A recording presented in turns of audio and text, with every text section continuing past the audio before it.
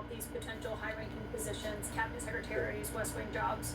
I am a recruiter at a different level than most people you will ever meet. And so I just recruit them, and if there's one single inch of daylight, they're going to serve. And I have got the greatest people. I have someone who's a CEO of a $100 billion company, tech company. He says, okay, I'll go redo tech. You saw my relationship with Elon Musk at the rally, right? So I brought Elon Musk into it.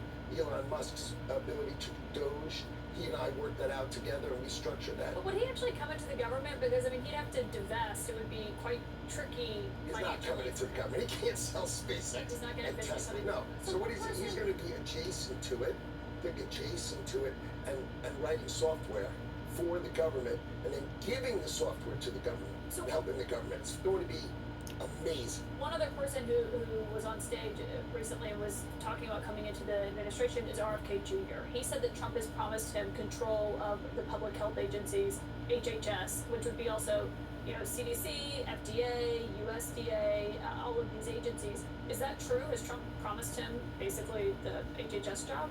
So I spent 2.5 hours this week with Bobby Kennedy Jr. and it was the most extraordinary thing, because let's face it, we've all heard on the news all sorts of sort of snarky comments about him. And I said, so tell me, how's it going to go? And he said, why don't you just listen to me explain things? And what he explained was when he was born, we had 3 vaccines, and autism was 1 in 10,000. Now a baby's born with 76 vaccines, because in 1986, they waived product liability for vaccines. And here's the best one.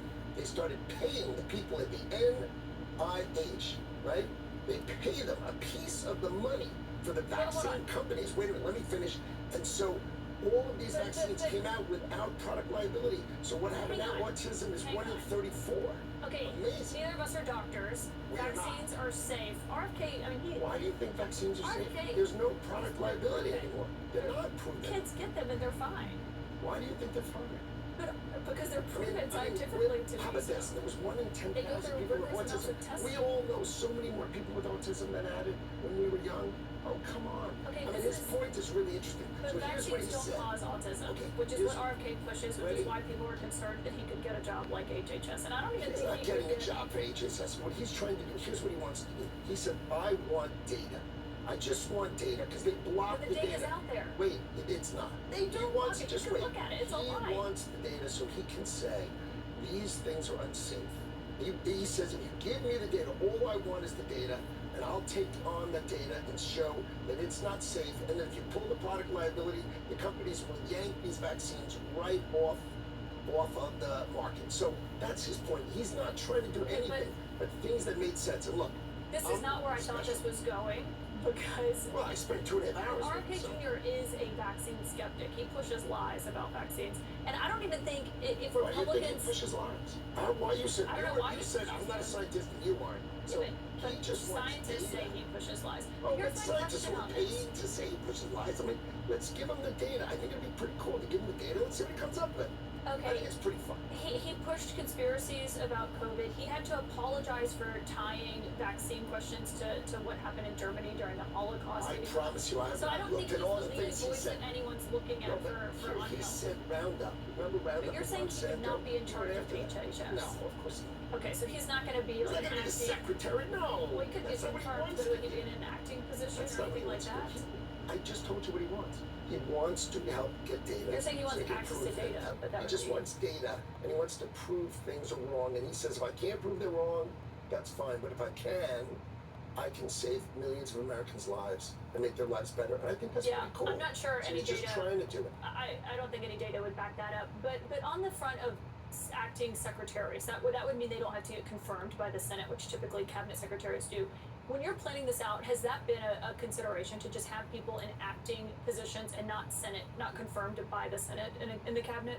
Well, there's always an acting person, right? The day you come in. I mean, Biden did it, Obama does it. Yeah, but they get confirmed within like. Right. No, and then you have your confirmees. There's 1,200 confirmees to go through the Senate. So Biden only ever got 850 confirmed, even though he had Chuck Schumer. But his cabinet is confirmed. Oh yeah. Would the cabinet be confirmed? Yeah, of course they are. And they're going to be confirmed reasonably quickly, like always happens, especially if you have the Senate, which The Republicans, if Donald Trump is elected president, he will have a majority in the Senate. He'll be up against Peter.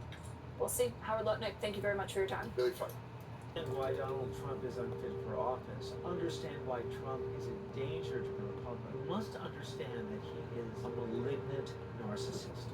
Malignant narcissists exhibit a grandiose sense of self-importance, derive pleasure from causing harm, and are incapable of caring about other people's feelings. This explains Donald Trump's pathological lying, his misogyny, his admiration for dictators, and his criminal behavior. Trump is incapable of caring about you, our country, the Constitution that a president swears to faithfully execute. He's only capable of caring about himself. That is why Donald Trump is unfit for office. This is why he's a danger to the Republic. Donald Trump has no choice but to be a malignant narcissist. But we have the choice We can choose whether or not to put a malignant narcissist in the White House again. Anti-Psychopath PAC Inc. is responsible for the content of this advertising. There's been a bit of grimacing inside the Trump campaign after Republican House Speaker Mike Johnson pledged to make major changes to the deeply popular Affordable Care Act, or commonly known as Obamacare, if Donald Trump is reelected next week.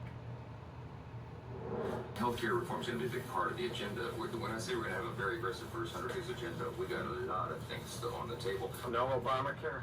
No, yeah, the ACA is so deeply ingrained. We need massive reform to make this work, and we got a lot of ideas on how to do that. Of course, the Affordable Care Act transformed health care in the U.S. More than 45 million Americans are now enrolled into it. And those comments come as Vice President Harris is pledging in her campaign against Trump to expand the Affordable Care Act. All of this putting a deeply unpopular position back on voters' minds as they are about to go to the polls on Election Day. My political sources are back here with me. And Margaret, the House Speaker explained those comments. He's on camera. We can hear him.